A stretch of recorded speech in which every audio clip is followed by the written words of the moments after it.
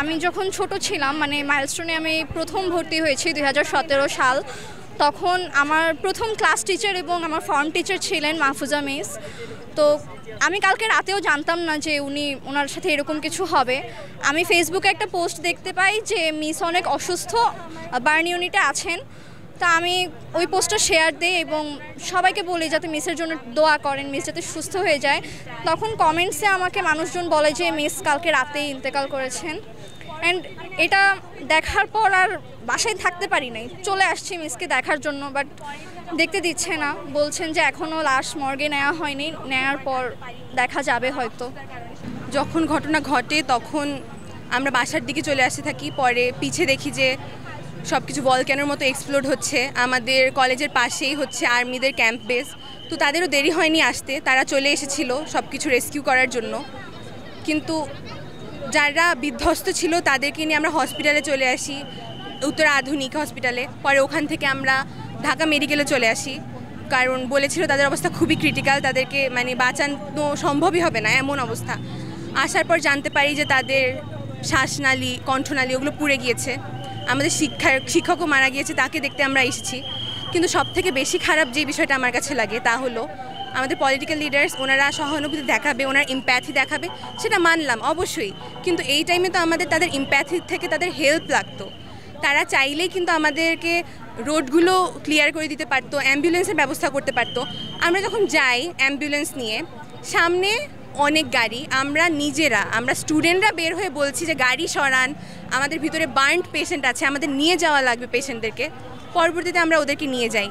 কিন্তু তারা যদি এই ব্যবস্থা করতে পারতো, তারা যদি আমাদেরকে রোডের জিনিসটা যদি আমাদেরকে ফাঁকা করে দিত, অ্যাম্বুলেন্সগুলো যদি ব্যবস্থা করতো, তাহলে আমাদের জন্য বেশি ভালো হতো। আর আরও একটি বিষয় যেটা আমার কাছে খুবই খারাপ লেগেছে, আমাদের কলেজ যেখানে আমাদের মতো স্টুডেন্টদেরকে ঢুকতে দেওয়া হচ্ছে না। ঠিক আছে, আমরা মানলাম আমরা স্টুডেন্ট, হয়তো আমরা ঢুকলে রেস্কিউয়ের কাজে কোনো ব্যাঘাত ঘটবে, কিন্তু তাদের যখন লিডার্সরা আসে তাদেরকে ঠিকই ঢুকতে দেওয়া হয়। আমার কলেজের প্রিন্সিপালকে ঢুকতে দিচ্ছিল না তারা। আমরা মাথার উপর দিয়ে মানে প্লেনের একটা আওয়াজ পাই, পরে একটা ব্লাস্টের অনেক বড় একটা বিকট আওয়াজ হয়। তো ওই আওয়াজ শোনার পর আমরা মনে করছি যে হয়তো ট্রান্সমিটার বা ওরকম কিছু হবে, কারণ অনেক সময় তো হয় এরকম। কিন্তু পরে যখন পিছনে ফিরে দেখি, আমরা দেখি যে পুরো ব্লাস্ট হয়ে গেছে, আগুন দাও দাও করে চলতেছে, লোকজন দৌড়াদৌড়ি শুরু করে দিয়েছে। এবার আমরাও বের হয়ে গেছি। এবার বের হয়ে যাওয়ার পর ওখানে আমাদেরকে আর ঢুকতে দেয় না, কারণ আমাদের পাশে তো আর্মি থাকে।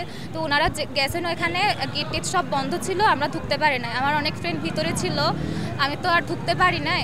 আমি গোল চত্বরের ওখানে ছিলাম, ওখানে অনেক মা বাবার হাহাকার, বন্ধু বান্ধবী হারানোর হাহাকার আমি সব দেখছি। ওখানে অন দ্য স্পট অনেক লাশই বের করে নিয়ে যাচ্ছিল। তো আমি তো বাসায় চলে আসছি। বাসায় চলে আসার পর আমি দেখি যে লাশের সংখ্যা খুবই কম, মানে যতজন হচ্ছে মারা যাওয়ার কথা তার চাইতে অনেক কম লাশের সংখ্যা প্রকাশ করা হয়েছে। ট্রাই করি, বাট আমাদের ক্যাম্পাসের সাথেই হচ্ছে আর্মির বেস ক্যাম্প, তো ওনারাও সাথে সাথেই চলে আসেন। জাস্ট 2 মিনিটের মাথায় ওনারা সব চলে আসেন আর গেটটা লাগাই দেন। ক্যাম্পাসের ভিতরে আর কোনো বাহিরের স্টুডেন্ট ঢুকতে পারে নাই, যারা ভিতরে ছিল শুধু তারাই, যা দেখে বাহিরে এসে আমাদেরকে বলছে তাই। আমরা বাহিরেই ছিলাম দাঁড়ানো। আমাদের ক্যাম্পাসে মানে ওই বিল্ডিংটাতে আপনার এক একটা ফ্লোরে 5-6টা করে রুম থাকে, অ্যান্ড এক একটা রুমে আপনার স্টুডেন্ট থাকে 30 জনের মতো বা 25 জনের মতো স্টুডেন্ট থাকে। কয়টার দিকের ঘটনা একটু ব্যাখ্যা করেন। মানে আমাদের ছুটি হয়েছিল 1টা বাজে, আমরা তো বাইরে বের হয়ে গিয়েছিলাম। তো ব্লাস্টটা হওয়ার পর আমি পিছনে যখন তাকাই তখন একটা 8 বাজে, একটা 8 বা একটা 6 এরকম। আমার মাকে আমি কল দিই 1টা 10-এ, আমার মার সাথে আমার কল রেকর্ডিংসও আছে। আমার মার সাথে আমার 1টা 10-এ কথা হয়।